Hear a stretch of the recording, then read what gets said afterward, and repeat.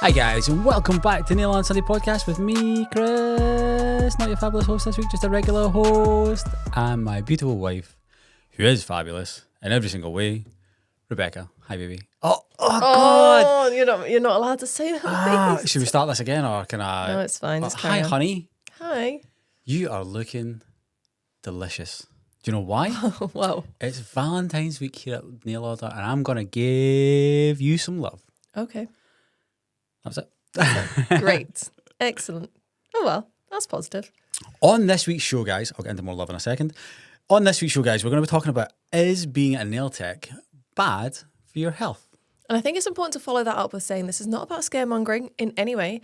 It's about saying that no matter what job you do, there are occupational risks, and how can we protect ourselves as much as we can? You're right. When I decided to climb the racking just to get that one little bottle of gel that we needed with no safety equipment, etc. That's an occupational risk. There you go.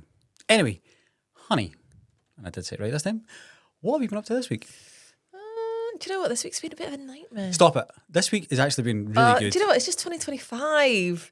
Like, is it going to give in? Is it going to stop being horrible? Apparently, Pluto's in retrograde. I don't know what that means. I've stopped believing that in every single way. Well, I'm sure it is in some and sort just of believe thing. that we must have been really bad in a past life to deserve the batterings that we get.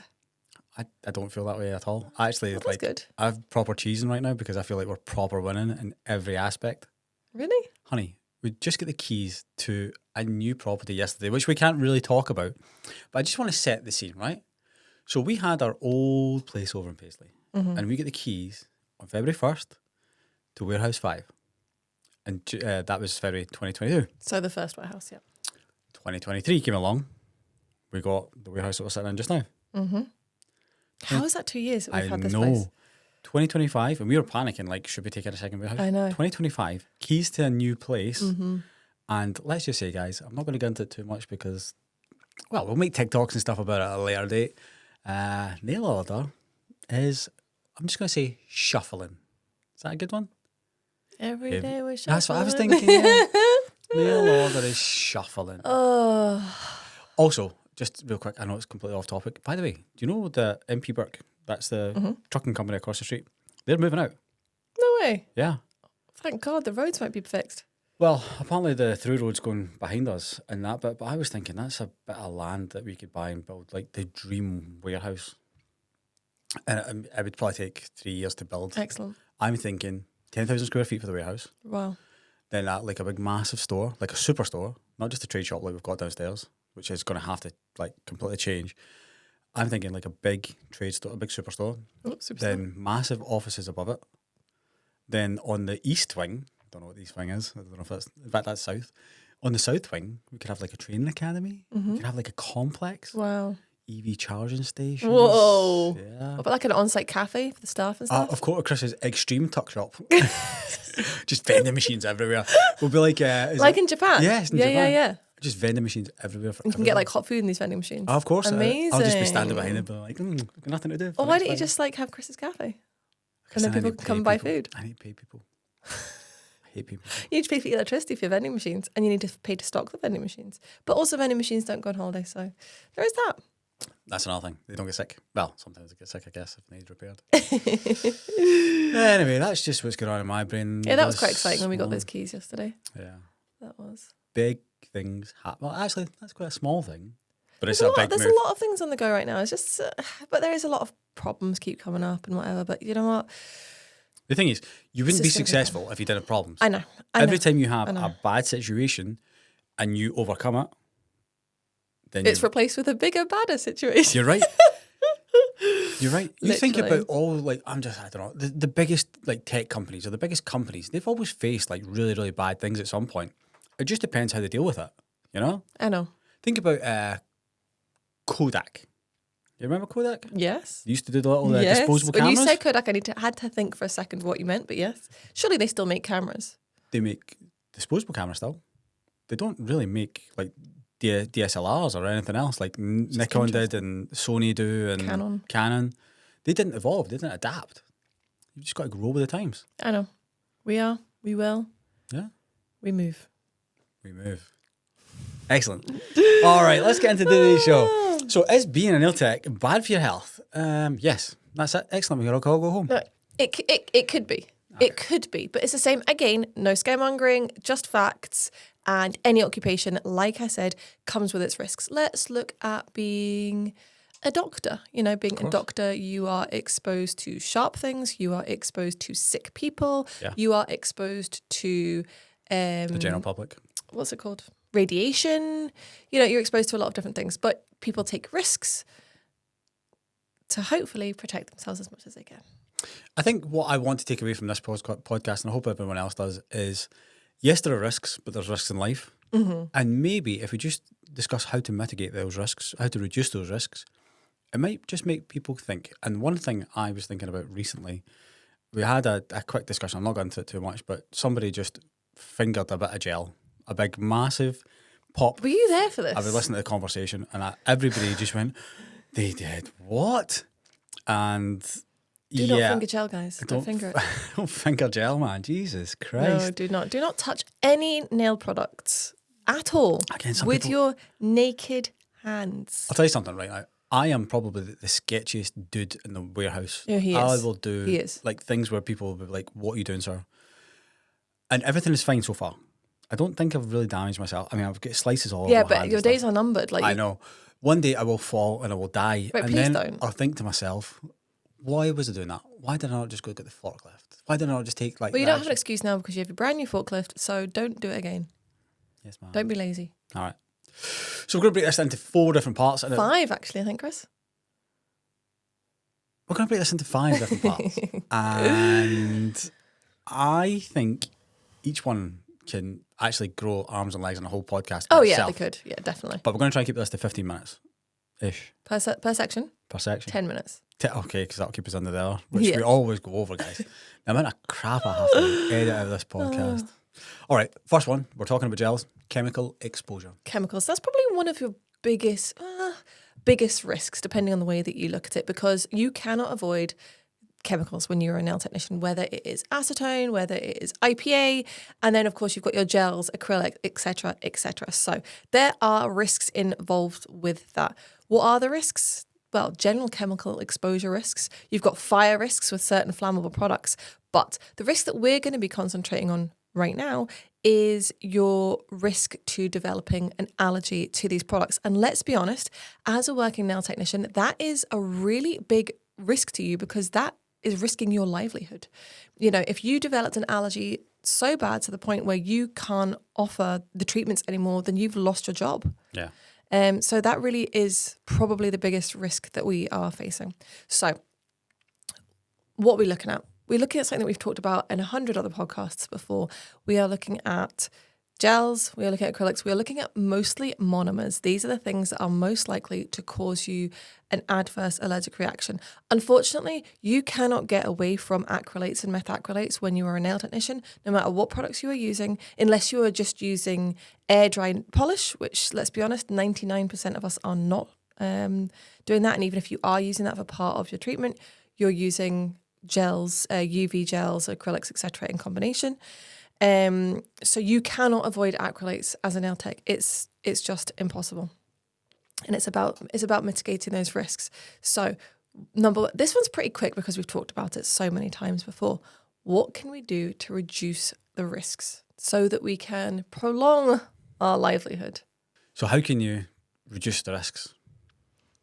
PPE, first of all. God, that triggers things. Like as soon as you said PPE, I was like, well, okay, not PPE first of all. Let's just say common sense. Let's just say we are going to do everything that we can to reduce the risk of the product touching us as a nail tech. And let's be honest, as a nail tech, we are the ones who are most at risk. Yes, our clients are at risk while you're doing their treatment. But that's really only once every however many weeks. As a nail tech, you are several times a day that you could be potentially coming into contact with gels. Let me ask you a question.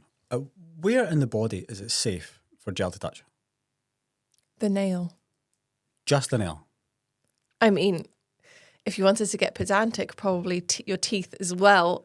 No, do not put gel nail products on your teeth, but what I am referring to... Instead of turkey teeth, just blanc. What? Yeah. What I'm referring to, if you want to read more into this, and I would like to do a podcast with on this, probably with Lottie Seymour, is the crossover between the nail world and the dental and medical world. I did recently write a blog on it. If you go to the nail knowledge section on our website and go to It's Science, you should find the blog on there, and you can read a bit more about it. But essentially, a lot of the main sort of allergens that we're looking at are crossed over between the nail world and the dental world. And what you will often find is that your manufacturers of your nail products also manufacture dental products because the ingredients cross over. So that's all I mean by technically putting it on your teeth. What I'm saying is the only place that it is technically safe for it to go onto is an impermeable surface. Is it really safe though? There's always going to be risk involved because probably the teeth are the same, but if the nail is overfiled, you come down to the intermediate layer where the nail is turning to the skin. And no, it's not safe to really put it on that. So yeah, there's always a risk, but it's about mitigating it. And again, we talk about what we have talked about in the past, which is that's why we need to make sure our gels are appropriately cured, that they're applied at the appropriate thickness. Right now, it's probably the most difficult time to be a nail tech, I think, for just understanding the composition of what you're doing with the makeup of the products you're using. Yes and no. What I mean is, 10 years ago, nobody gave a rat's ass. But 10 years ago was where the problems really began because people were undereducated.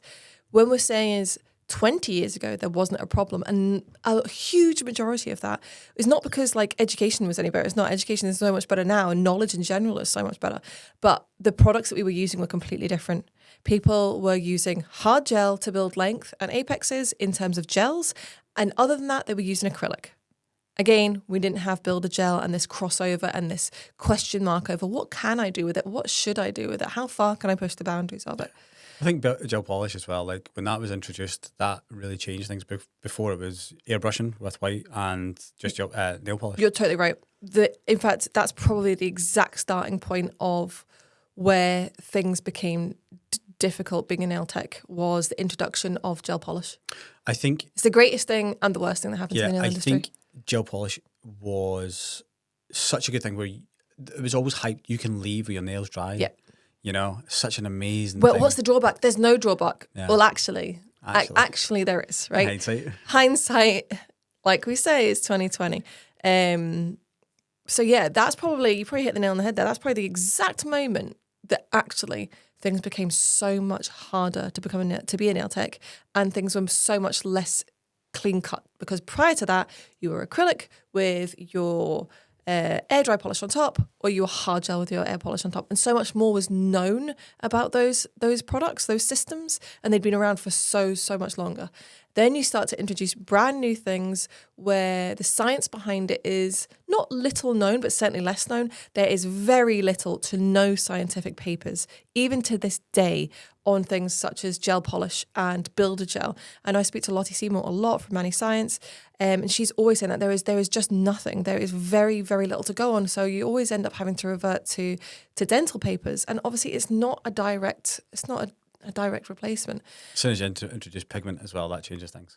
I mean, hopefully in the next 20 years, there will be people who are doing that. But again, it all boils down to, I hate to say this, but the general consensus of the population and the people that run the country, and majoritively men, is that doing nails is a silly little girl thing, right? Yeah. They don't take it seriously. So then nobody takes it seriously as a knock-on effect.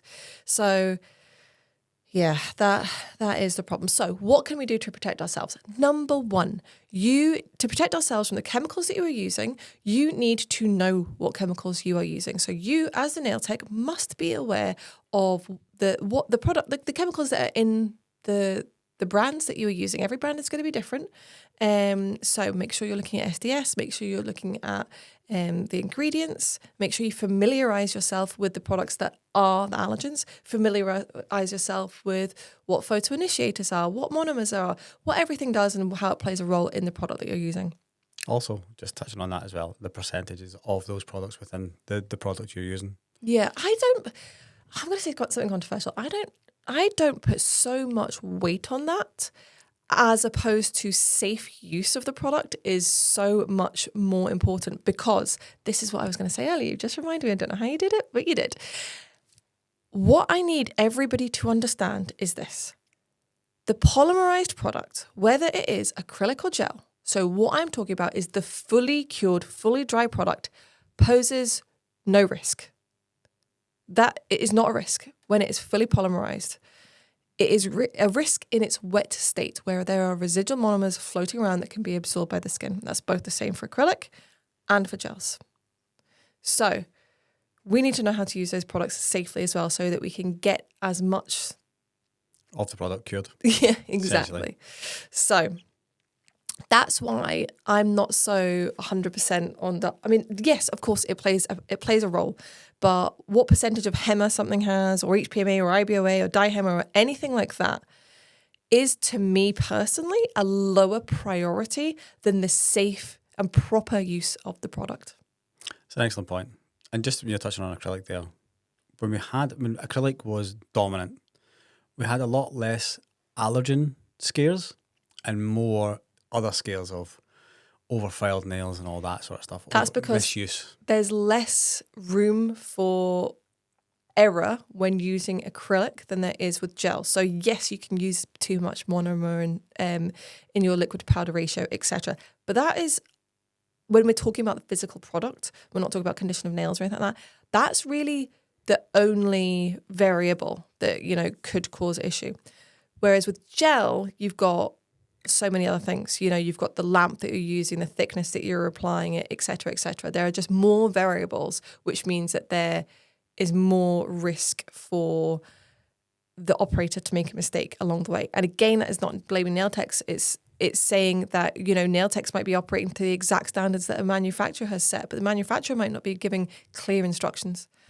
So, especially, I would say right now, you as a nail tech are probably slightly, I would say, more at risk of being misled, because lots of manufacturers are trying to change and tweak things. So, for instance, the whole ban on TPO in Europe, tons of people are taking it out, but they're just throwing whatever in to make it stick. Yeah, and the thing is with that is, the whole TPO thing is something in itself, and people do need to be really aware that if they have been used to using a formula from a brand that had TPO in it previously, as that brand moves to remove TPO, which is not a legal requirement currently in the UK, but most UK-based brands are going to do it to move in line with Europe, just because they will be selling to Europe, and it's just the easiest thing to do. So most of us will be working towards that for September. But people need to understand that, like I said, where they are using a brand that had previously got TPO in it, and that brand removes TPO, there will be changes to the formula. And then probably from that, there will be tweaks that need to be made. Because especially if you're talking about a brand that's been selling something for, say, 10 years, they have made tweaks and stuff over time, listening to customer feedback and just general things.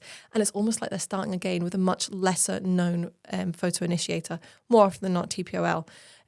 Because there is no direct replacement for TPO in terms of the efficiency in which it works as a photo initiator.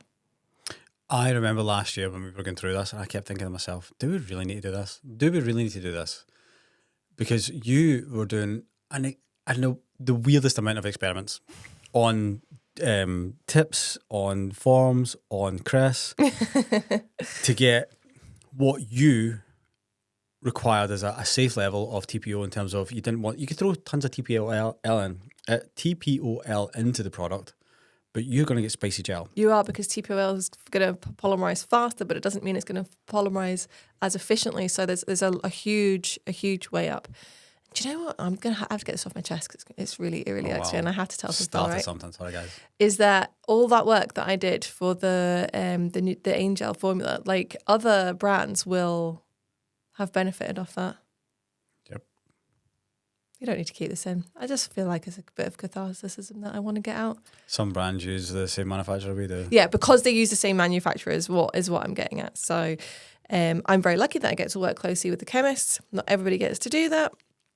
But I have a genuine interest in the chemistry of the products and making products great. I'm just going to say something.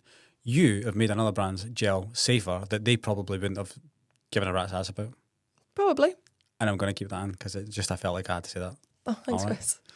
I'm defending you. But saying that, I know that there is another brand owner who works closely with that chemist as well. I think you guys need to get together, actually. You know what? I don't think you're wrong.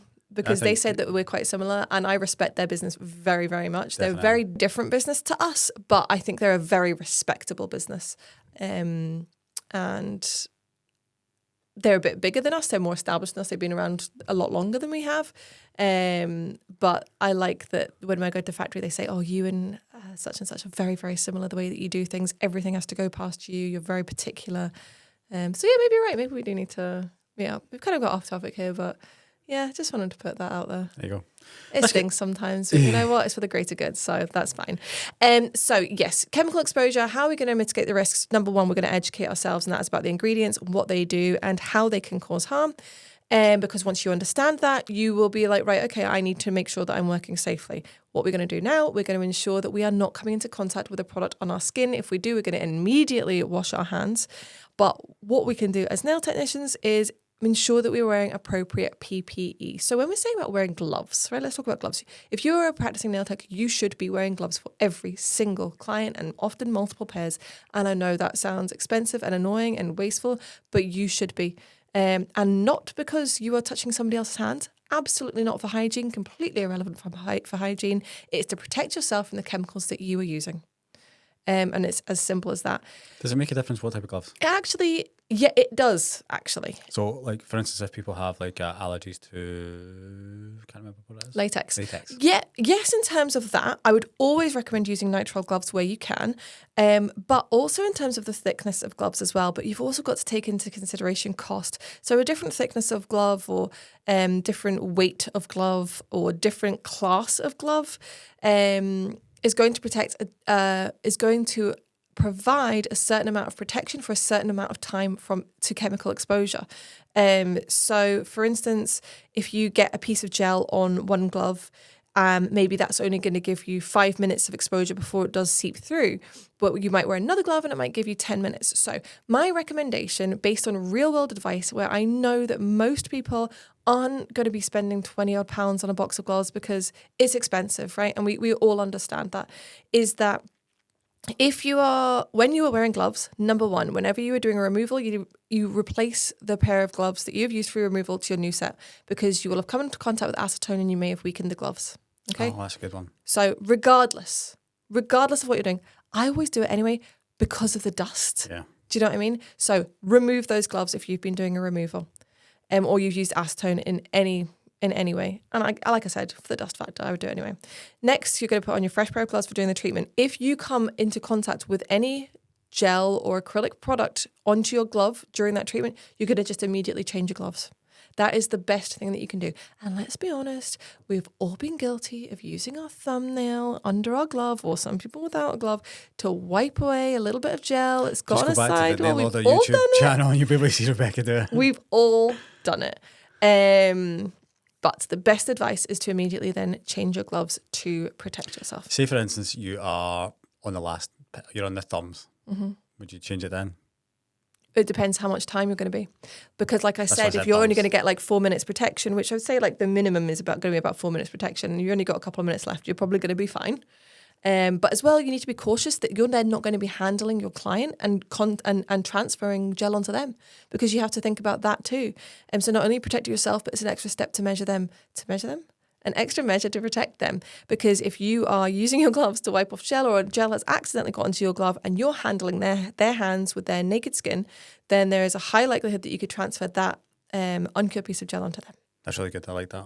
Would you wear as like an apron, do you think, a thing? Or do you think that's just more for protecting your clothes? That's more for protecting your clothes. So would you say gloves are like the minimum? In terms of like chemicals, so we're talking specifically about like chemical exposure. I mean, yeah, wearing an apron is good. I can't even say what I got all over me the other day. There you go. Right there. That leads me on to point 2. Wear PPE, guys. Yeah, you just said it. So point 2, dust and fumes. Right, yes. So a big risk to your health. I think I said earlier that chemical exposure might be your biggest risk of an allergy, but actually dust and... I would say it's a silent killer. It is, and it's actually a very, very serious thing. When I say killer, take that out. I'm not going to take that out, but you understand what I mean. It's not a killer as such, but it's the one that can really mess you up. It can create things like asthma and stuff like that. Yes, it can create occupational asthma. So I've actually got a printout here from study that was done. It was 1997, right? So it is very, very outdated, but the same, it's a fact, you can't get away from it. And this was from the Massachusetts Department of Health. Oh, that's my and school. because back then MMA was the monomer that was used. Now in modern times we would use EMA. As opposed to MMA, so methyl methacrylate versus ethyl methacrylate. They do talk a little bit in this about ethyl methacrylate, but they do also say that less is known about the toxicity of ethyl methacrylate, but it's believed to have similar health effects as MMA. There is currently no OSHA standard for ethyl, and that's because that would have been a much more new monomer, 20 years ago. But what it did say is, so MMA, and this is talking about the fumes, actually, and dust as well, but it was specifically talking about fumes. So it is irritating at air concentrations below 50 ppm, so that is parts per million. And that is much lower than the OSHA, which is the Occupational Health Surveillance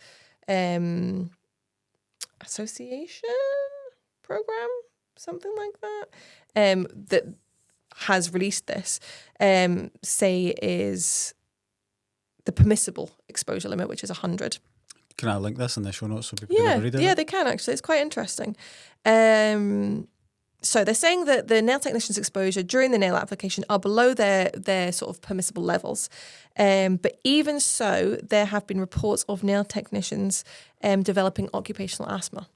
Right. From the exposure. So that is exposure to the fumes, but the dust itself poses a really big risk. So you've got two types of dust. You've got inhalable dust. So that's the type of dust that you can see.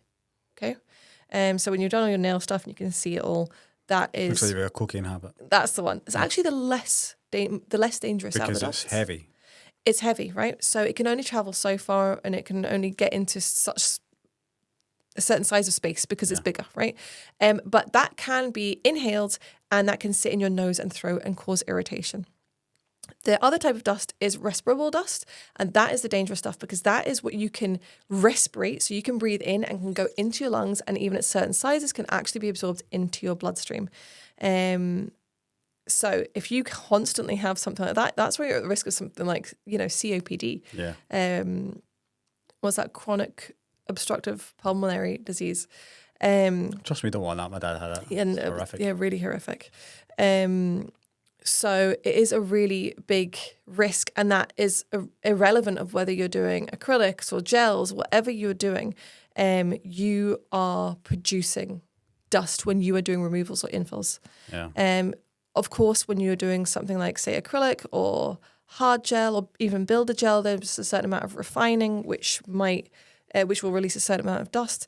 With something like full cover tips, you don't have that in the application. But no matter what you do with every single product, which is a polymerized product, during the removal, you are going to have a certain level of dust. I was thinking when you were saying that it is a double-edged sword. It makes no difference if someone's coming for a new set or if they're coming for a removal, then a new set. There's always like a chain of something. So also, there is also the amount of dust that is generated from prepping the natural nail as well. And whilst that isn't causing you a risk to chemical exposure, because when you are making all of that product airborne, all of those, any residual uncured monomers that might have been left in that gel, and newsflash guys, gels do not polymerize to 100%, no gels do, that it could be causing you a risk of, being absorbed into your bloodstream internally, like through your lungs and things like that. But the risk from the dust from people's nails, even people's naked nails, you've got more sort of things like infection and fungal infection, things like that. So you do need to think about that as well. So dust and fumes, yes, they can pose a big risk to a nail tech's respiratory health. So you really need to make sure you protect yourself. So what's the best way to protect yourself? So it's going to be a few-fold, and a lot of it is going to depend on money and circumstance in terms of your space. We, again, like to give real-world advice here at Nail Order, so I'm not going to sit here and tell you, you must do this, because that's not going to work for every single person. So I'll tell you all the options that you have to. Number one, we would highly recommend wearing a mask. Technically, from all of my research, they say it should be an N95 mask. I'm not going to see any nail techs sitting there doing that. So any type of mask that you can wear is going to reduce some amount of dust. It's not going to reduce everything, but it will protect, it will give a sort of barrier, and certainly would protect you more from the inhalable larger particles. So you're going to give a bit more protection to your throat and your nose when you're going to wear a mask. For instance, the masks that we used to have during COVID and all that time, we had the PM 2.5. We had filters that you could put in them, yes. And of course, that's only going to protect you from the front. It's not going to protect you from the sides. But again, it's just adding that extra layer of barrier. It is. So I would recommend wearing a mask. When I was doing my microblading, even when I finished up a few weeks ago, I wore a mask for every single client. Now, I'm not doing anything that is producing any dust or producing any... fumes? No, or fumes or particles in terms of airborne particles in terms of, spit or anything like that. But I did it to protect my physical health, and I was ill so much less. I didn't do it before COVID, and I think we have COVID to thank for so many things in terms of protecting ourselves. Again, it's just making talking about what we were talking about earlier. It's just making yourself aware of certain things. Exactly. COVID came along, and all of a sudden you became heightened aware of, like, people were actually like talking about it on TV. If you're this close to someone, you can create this risk. Yeah, and that's a really good point. It's about being aware of all of the risks and then choosing making that choice as to how much of the risk you're willing to expose yourself to, especially if we're talking about self-employed nail technicians here. If you have all of the education, all of the knowledge, you're like, well, I know that I am taking a semi-risk with this, but that's where I am right now. Say financially, I can't afford to put extra steps in place, but you have all the information. The really important part is about not being ignorant, especially if you want to extend the life of your career as much as possible. So wearing a mask, again, it's not going to protect you entirely, but it will create a little bit of a barrier, right? So that's a good first step and something you can very easily do and implement that cheaply straight away. Do you know what? We've actually got leftover masks at the nail order. If you want one in your next order, just leave us a note. It might not say the right thing. It might say... I do lips. I do lips, I do makeup, or I do hair, but we'll give you one for free. So it's going to create a bit of a barrier. Again, it's not going to protect you against those respirable, tiny dust particles, but it will help. One thing I would say about masks is, when you're trying to speak to someone at a conversation level, maybe you're in a busy salon, you're trying to have an intimate conversation, it does create a barrier. Especially when you combine it with the next thing I was going to recommend, which is a dust extractor. So dust extractors come in many forms, and what type of one that you're going to invest in is going to depend very much on your space that you have and your finances, how much you are able or willing to spend. So we work closely with Lucy Pastorelli, who offers a fantastic dust extractor. Use code NAILORDER for 5% off your next order. So that's a good quality, affordable unit. It's wireless as well, so it's excellent even for mobile nail technicians. You do then have other much bigger, more industrial units, such as Vodex. We were watching Agnes with that Vodex. And yes, we were. Very satisfying. Yeah, I'll link that video. The amount of filtration systems, yeah. That is going to come at a much bigger... 10 times. Probably more, bigger cost, but is going to provide more in terms of air filtration and more powerful extraction. So again, it might be something where you start off with one a tabletop one, like Lucy's, and then after a certain amount of time. Also, if you're mobile, having a Vodex unit isn't going to work. Of course not. And you might think, I might want both. There's certain situations where you might want both if you work mobile, if you work from a salon as well. So I don't know what the Vodex one sounds like. I don't know either. I know Lucy's can be quite noisy, but I think it depends where you are. Does that make sense? It's quiet for a dust extractor unit. Right, okay. So in context, it's quiet. If you were just one-to-one in say a cabin at the back of your garden, would Lucy's sound okay? Yeah, no, 100%. And let's also remember that we're only going to be using it when we're doing dust creating activities. Yeah. So yeah, we've got masks, we've got dust extraction, which has varying levels of power and ability. You've also then got ventilation. Now, this is one I think people skip on. Yes, and is really important, especially when we're dealing with fumes, particularly. But also dust as well, because if you can create ventilation, then that's automatically going to take out especially some of those respirable particles.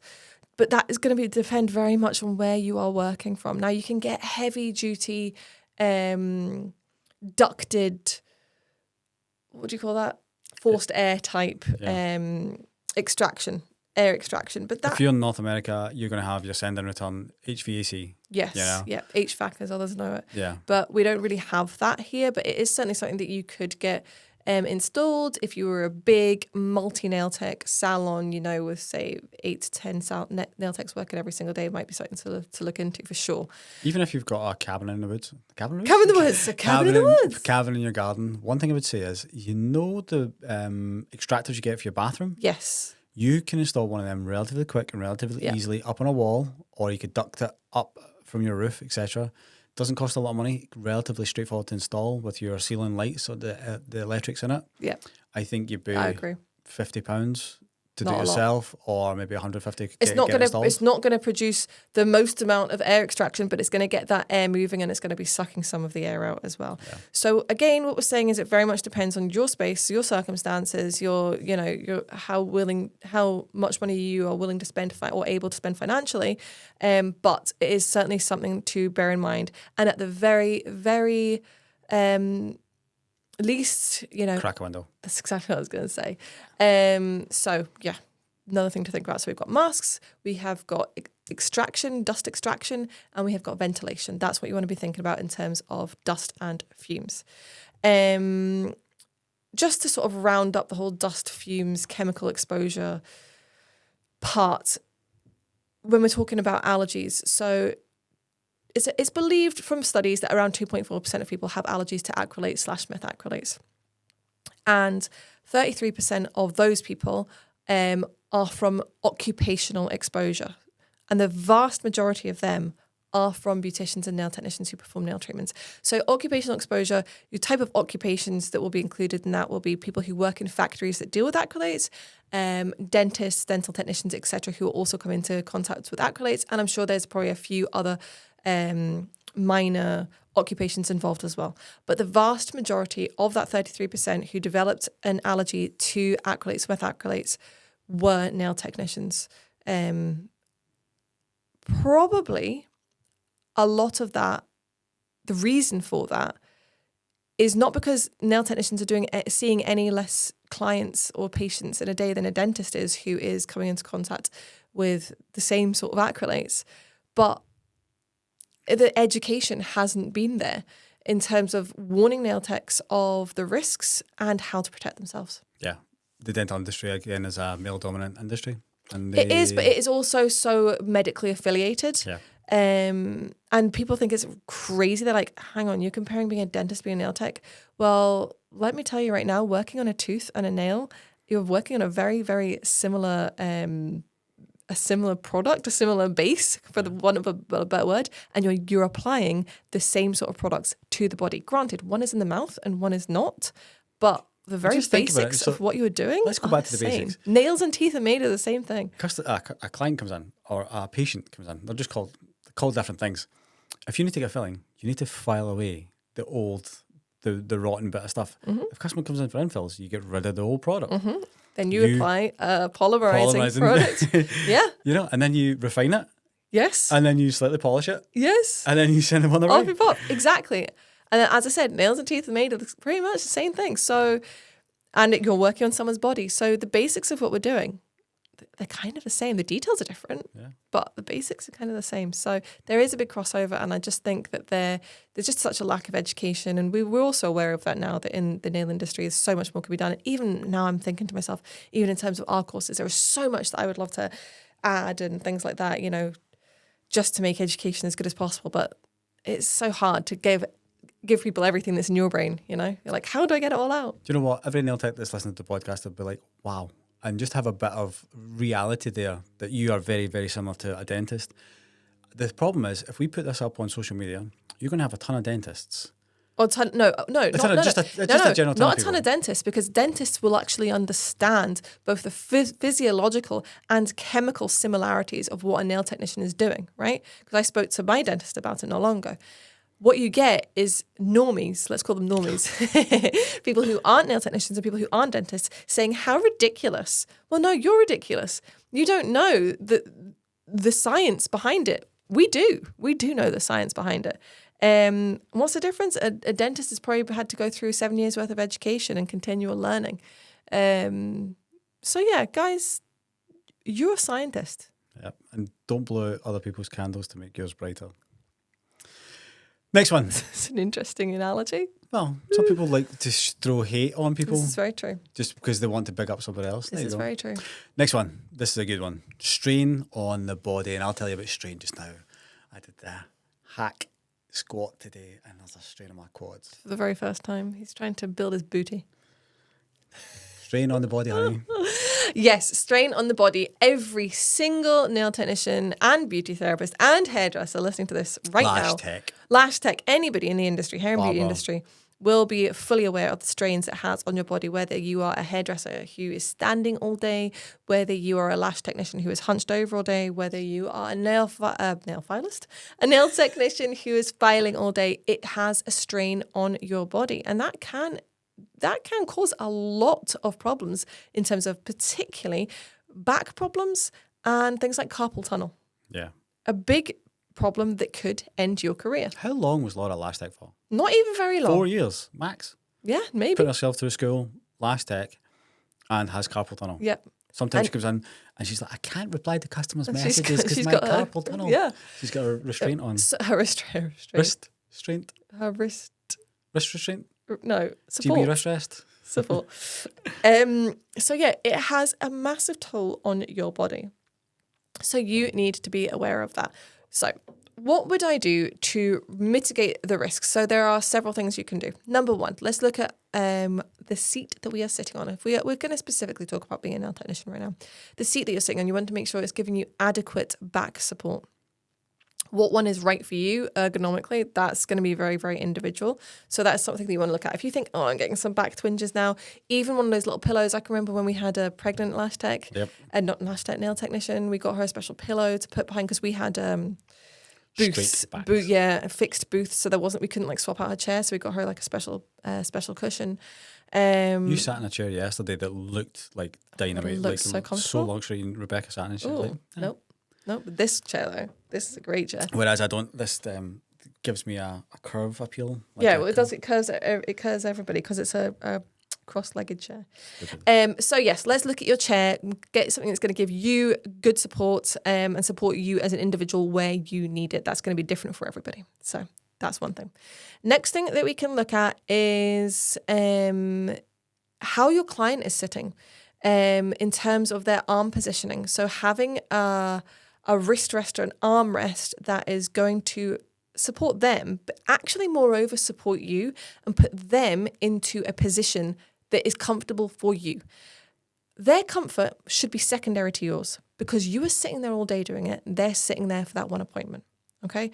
So them sitting there for that one appointment, maybe not being 100% comfortable, is by the by, because if you're sitting there for 8 hours doing it, you must be comfortable because you're doing it every day. And again, it could lead to the loss of your job if you don't look after your body. So find a position that you are comfortable working in as a nail tech for where their arms and hands are and get a arm/wrist rest that supports that position. What about tools? That was the next one and the most obvious one.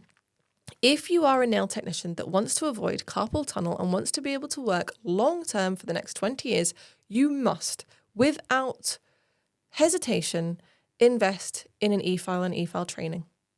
Yeah. It is the most basic and obvious choice to help protect you and to help you earn more money. Right? Yeah. That's just a happy byproduct because you're going to be so much faster. But why on earth you, especially, see if you're a new nail tech, don't worry, get to grips with the basics first, right? And this will come afterwards. But if you're a nail tech who has been practicing for over a year, so you're years in and you're not yet on an e-file, honestly, it will change your life. I was about to say, we don't even sell e-files. We have a tiny affiliation with e-files. We do have our LP X01. Only 3 left, actually. Oh, there you go. So we're not saying it to aid us financially in any way, but it will help you so, so much. And you will be thinking, how the hell did I cope without this? Yeah, I would say an e-file is secondary to good products and good training.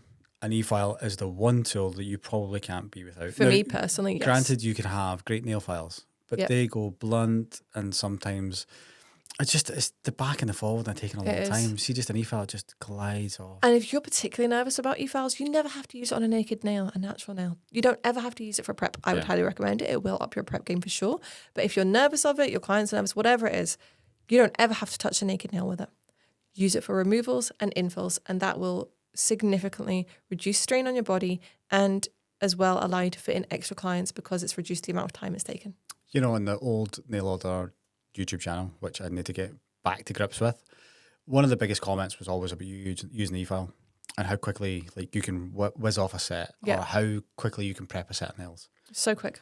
And people are mesmerised by it. Now, I appreciate it's probably the scariest looking of the apparatus, although I would say cuticle nipples. Very dental looking. Yeah, I would say cuticle nipples are probably the scariest, if I'm honest with you, but that's a personal thing. Especially in my hands. But I would suggest looking at e-files. Obviously, we would recommend Lucy's, but it doesn't really make a difference. It does make a difference, actually, because of the amount of vibration you're going to get through. So you want to make sure you're going for a quality one. I would highly recommend against. I have done this. I have experience with every type of e-file on the market, from a £20 one right up to a £500 one. Literally, experience with all of those things. And I will tell you, they are not all made the same. That's the same for the bits as well. Do not buy your bits on Amazon because they're not going to be of quality. And don't buy a £20-odd e-file off Amazon. I'm sure there's some good ones on Amazon, but the ones that people are going to be mostly attracted to are going to be the lower end ones. And they are different. And I'll tell you how they're different. You feel the vibration is probably causing you, what is that thing that people, do you not get carpal tunnel from like constant vibration? It's a repetitive strain injury? Something. Yeah. Anyway, you're going to cause yourself a damage with the amount of vibration that comes off of it. It is honestly so completely different. You will feel it different in your hand. It will sound different. They'll sound like they're about to take off, whereas a good quality one with a brushless motor in the handpiece is going to be so quiet. So I would highly recommend that you get your e-file. I'm going to say something controversial. I don't even think I would necessarily recommend getting your e-file from a gel manufacturer. I would recommend getting it from somebody who specializes in tools. Yeah, you're right. There's a couple out there. From my personal experience, they have been better quality because they know so much more about them. And that's their game. That's why we don't do tools, guys. Yes, we have our e-file with LP, but it's a collaboration with Lucy Pastorelli. It's still her e-file, just in our colours.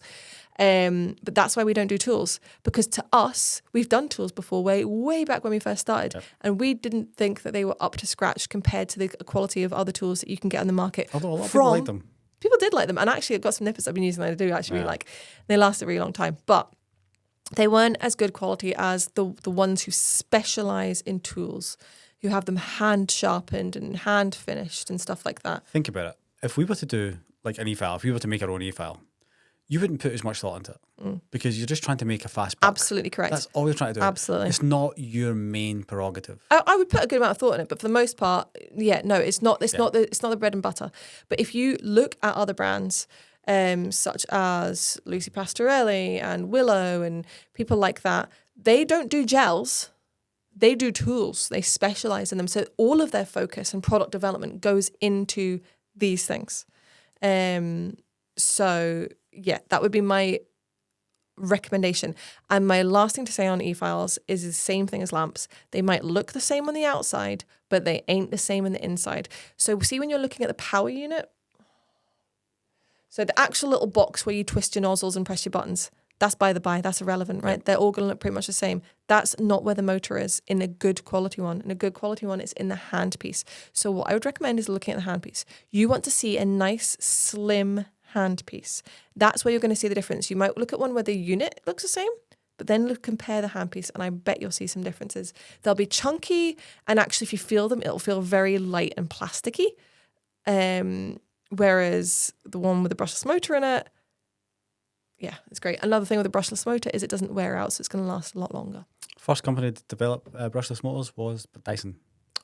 So I don't know if that's actually the first, but it's the first mainstream one. So if you think about it, a Dyson vacuum cleaner is really good quality compared to, I don't know, what's those other ones? Shark or something? Anyway, moving on. Chris hates Shark. Shark is great. We love Shark, and we love our air fryer. So there you go. Shark Ninja. Exactly. Okay. One thing I would say about this new Dyson that we've got is flipping huge, man. It's heavy. It's ridiculous. But it's very good. Yeah. But it's heavy. Sucked one of the dogs up the other day. I've not seen him since. Poor Bailey. I'm trapped. Next one kind of goes into it, but slightly different. Physical health. Yeah, so physical health kind of encompasses everything that we've kind of talked about. But what I kind of want to more focus on is sort of sickness and infection and the risks that you are at with that. So let's just quickly go over it. It's kind of common sense, but maybe you don't think about it. Any job where you are working with the public, you're going to be at risk. There's a public health risk. There's a risk of infecting somebody with something. So when people are coming in sick. So I would highly recommend, what I had for my brows is I had a policy and they got their forms. They got our forms for 30 days before, but they also got forms 2 days before. And what I did is I sort of incorporated the health questionnaire that we had from COVID into my top-up questionnaire form to gather some of that information. And if somebody was sick, had COVID, etc., I wasn't seeing them until they were better. Because, again, they're coming in for their, say, an hour-long appointment and they're sick and whatever, that's fine. But then that knocks me out for the following week. That's the thing, yeah. 40 customers, I can't say. The thing is, for the most part, customers don't care. Because even if they're sick, they'll come in, they'll sit there, be sick. What they don't realise is, if they've got the flu and then you get the flu, you're missing the 40 customers. Exactly. It's wiping your income out. Think about it this way. Would you rather turn away one £40 customer or a week's worth of £40 customers that might be worth over £1,000? Yeah. Turn them away. It is not worth it. Squeeze them in the next week when they're feeling better. Yeah. So we've got to protect ourselves that way. Things we can do, turning away customers, wearing the masks will reduce things, constant washing their hands, getting the clients to wash their hands before you start their treatment as well. And you're going to be wearing gloves. Whilst I said earlier it's really nothing to do with hygiene, which it isn't, but it creates that extra barrier, especially if their hands haven't been that properly washed. Everything into it as well. Just having ventilation is just a good thing. Yes, exactly. Yeah. Absolutely. The other thing that we need to be cautious of is things like fungal infections and things like that, which you could easily spread to yourself and other customers. I mean, we're not talking about so much about hygiene in the salon. I think we'll probably do that in another episode. But that's something you need to be aware of for both yourself and other clients as well, that you need to have a really good disinfection procedure with your tools. And again, that's another reason you want to wear gloves. Again, I know I said earlier about hygiene, but if somebody has a fungal infection that you're maybe not entirely aware of until you get started, you start taking the gel off and then you suddenly realize and you don't have any gloves on, there's a high risk that you could be spreading that fungal infection to yourself. Yeah. So yeah, wear your gloves, wear your mask, and also very simply ask questions to clients, like we talked about previously when we talk about consultation. Has anything changed? How's everything been? Then they might give you a little heads up. All right, physical health. And another one, which I said last night when we were talking about this one, and I never talk about mental health. You don't. And mental health. And when you said it, I was like, oh my God, yes, how could I forget to put that on the list? Because that is a major, major one. And that is because anybody who works in the hair and beauty industry is, by default, a therapist. Also, you're a punching bag. More so a therapist. But if something goes wrong, you're a punching bag. Yeah, that's true, because people will treat small businesses like shit in comparison to the way they treat bigger businesses. Even with us, like the things people come to us with, if I had £1 for every time we said it's at least one time a day in the office, we'll say, would somebody do that to like River Island or ASOS or Boots? Tesco, yeah. No, they wouldn't. No, they wouldn't. It's absolutely crazy. But when a business is a bit smaller, they're like, or if a business is personable and they can actually see there's people behind it, they're like, I'm going to give this a go. So yes, more so on the therapist part, where the things that I can think of that customers have told me, and self-admittedly, I am not the most sensitive person in the whole entire world. Thank God for sertraline, a little bit of mind numbing. It's excellent. No, but I am not. But even things that like, I can remember going home and thinking, I just want to get to Chris because I just want to see him, because maybe a customer's told me that, their husband's just died and there's been a really awful thing or something. I can remember there was 1 week, it was mental. I had 3 clients and each of them, one of them was her son and grandson had died, and then another 2 of them were their sons. And I was like, what on earth? So the things people tell you, in fact, people probably tell you things they wouldn't even tell the therapist. And you're expected to just sit there and live with it and then do what? You don't have training that therapists have or psychologists have to deal with that stuff. You don't have especially if you're self-employed, you don't have your company doesn't have something in place to support you. You can't go to HR and And be like, "Actually, so I need some I've time had a off." really tough time. It's like, imagine, like when a paramedic, obviously this is a different situation because they're very much seeing it happen. So it's almost as if it is happening to them. They're present for it. They're witnessing it. But if they have a bad call or whatever, they'll be allowed to like take some, a little bit of time out, maybe. Even if that's a better example, the 999 workers. Oh, I was going to go something else, but sure, go. I was going to say 999 work because I love watching these like 999 programs. If they get a bad call, they'll be able to go and like take some time and things like that. What were you going to say? Well, I think that's more a newer thing rather than doctors of old will probably tell you that they could only do that when they get their, I don't know, one day off per week. But I was thinking of our friend David. He used to work for the chief coroner in Dayton, Ohio, and he was an assistant there. And everything was fine. Doing autopsies. Yeah, and we spoke to him several times about it. Rebecca's really interested in dead people. I don't know why. I paint a great picture of myself. Insensitive, dead people. Yeah. Fantastic. Excellent. And he was like, yeah, it's no issue. You get a lot. Most of it was drug cases, especially in America. A lot of it's drug cases coming in, fentanyl coming in. I made a kid, and 9 months after, all of a sudden, a baby girl came in, and she was dead. And that was him. It reminded him too much of it, and that was it. He could never do the job again. He could no longer work in that, so he completely changed his career. Yeah, So things do affect people. Obviously, again, that is very, very extreme. And I'm sure that they will have a certain amount of support in place and training and things like that. But yeah, you hear a lot of tragedy. A lot. Like all the things that I've heard, and you're like, wow, you hear some amazing things. But you do hear some really, really sad things, and that's going to affect different people in different ways. So what can we do to try and reduce the mental health strain on us? Therapy, but that's not going to be for everybody. So maybe that's something that you want to invest in. BetterHelp, we're here for sponsorship. If you sponsor everybody else.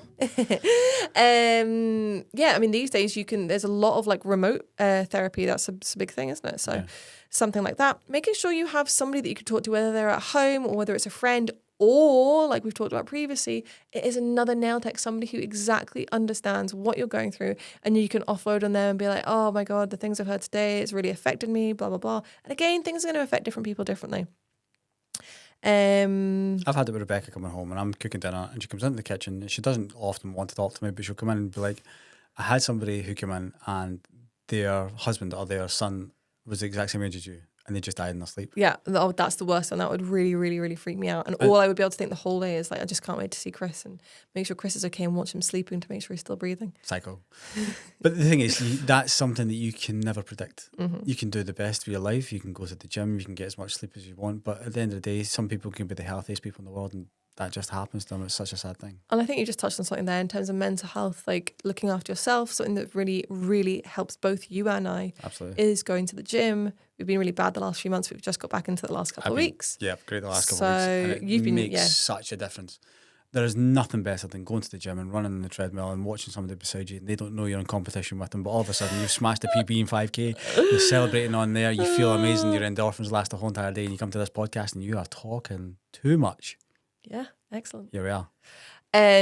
So yeah, look after yourself. I'm not going to say things like take time for yourself, because that would be really hypocritical of me, because I don't do that. But I guess going to the gym is taking time for myself, I guess. Find the thing that makes you better. Find the thing that is your outlet. Yeah, just makes you better. Whatever it is. It could be reading. It could be colouring books. It could be reading. It could be going to the gym. It could be cooking, baking. It could be all sorts. It could be meditation. It could be all sorts of things. Take yourself for a walk. Yeah. But again, I really hate, the more I talk about these things, the more I hate the fact that people don't take nail techs seriously, because the job encompasses so many different things. Yeah. And it's not just painting pretty nails. There's so much more to it. And you take on a lot of responsibility, never more so than right now, where people are so worried about allergies and things like that. But again, none of this was to scaremonger. It's just to make everybody aware, like really just be aware of risks. There are risks in everything you do in everyday life. Any day that you open your eyes and you get out of bed, you're facing constant risks, whether it's tripping down the stairs or crossing the road, driving in your car, I don't know, electrocuting yourself, burning yourself. There's a million different things that you could do. Driving in the car, laughing at our podcast because it is one of the most humorous podcasts. Oh, is it? I don't think anything we've talked about today is particularly funny. Ah, well, I don't know. It's quite serious. But there is a risk to to everything, but it's about being aware of the risks, weighing up the risks, and implementing steps to try and mitigate those risks as much as you can, and for you to be comfortable with the level of risk that you're exposing yourself to. I would say, just like you said, in life there is risks. You've just got to work out what is good for you. I mean, me going on the treadmill, going as fast as I can. You could fall off the treadmill. Your heart could stop anytime. I mean, there's risk, you know. It's pure gym treadmills will probably just like spontaneously combust in my face. They're actually pretty good quality. Yeah, well. So yeah, it's about educating yourself as much as possible so you have all of the information and then you aren't ignorant. And yeah. That's it. That's a good thing. Education, educate yourself. Yeah. And like Rebecca said, you're not just a nail tech. You are more than that. You are an amazing person who is doing an amazing job. You are creating a role in the world that people need. You know, people need that mental health break. Yeah, and it's not just about getting their nails done. And they come to you. Yeah, it might be that 1 hour every month that they get away from their family or they get away from their life and they can sit and talk to somebody who maybe knows things about them to a degree but doesn't know them personally, so they feel like they can vent. And yeah, like you say, it's an important service. Something that you can do to identify the risks that are unique to you is a risk assessment. Really boring, horrible task to do. I was actually going to start talking about that. It is something that you could do. You don't need to do it as a serious, like, oh, I need to have this template filled out assessment, but you might want to just try and keep you right. But what it can do is just, it can help you walk through every step of what you do and identify any possible risks, because again, your situation is going to be different to somebody else's situation. So that's just important to know as well. Also, as someone who's just had an environmental health check. Yeah. You know about COSH sheets and PAT testing and all these things. The government, the council are there to make sure that you're doing things safety-wise. You know, you have a safe salon space. So if you have to comply with PAT testing and having COSH sheets and stuff like that, just make sure you're wearing gloves. That's it. No matter what, the place is on fire, but you got your gloves on. Fire extinguishers. Actually, I bought some fire extinguishers and I've shown the staff how to use them. Excellent. Because I would rather they fight the fire than run away. Oh yes, have them fight the fire. See, excellent. I've told them you have the option. You might not have a job after it, but you have the option to run. Might be a building to come to. That's a good point. Yeah. So yeah, always try and end on a high with these podcasts, and that should. Burning the place down was the high you wanted to end on. Fighting fires is the one. But so yeah. Hopefully, it's given people a little bit of food for thought, and yeah, let us know if this has made you think about anything that you weren't thinking about before. Yeah. And if it has done, please leave us a comment. Please leave us a comment, let us know.